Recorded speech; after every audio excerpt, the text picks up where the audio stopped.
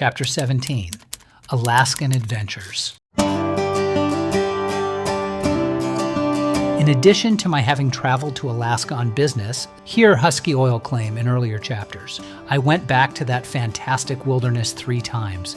Once with Diana on an elder hostel at Denali National Park, once with Diana, Hugh and Sherry Reddish, Jerry and Susan Guerin, and Heidi and Don Levy, and lastly, on a memorable fishing excursion with my brother Mickey, son Peter, and son-in-law Henry.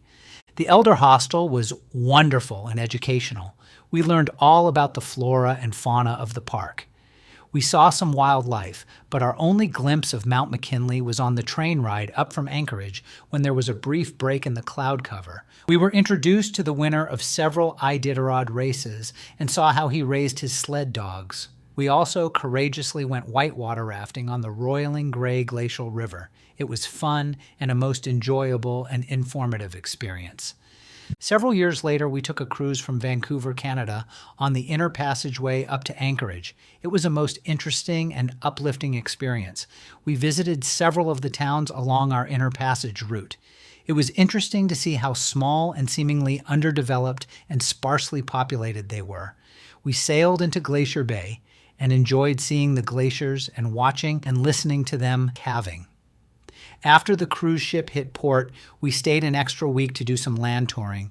We went back to Denali, but again were denied a glimpse of the mountain as it was enshrouded by clouds. We trained up to Fairbanks where we panned for gold and took a river cruise. It was an exhilarating 2 weeks. My last trip to Alaska, as of this writing, in the summer of 2011, was a king salmon fishing expedition with my brother Mickey, Peter, and Henry. We had an extraordinary trip. We stayed at a fishing lodge on the Kenai Peninsula and fished for 3 days.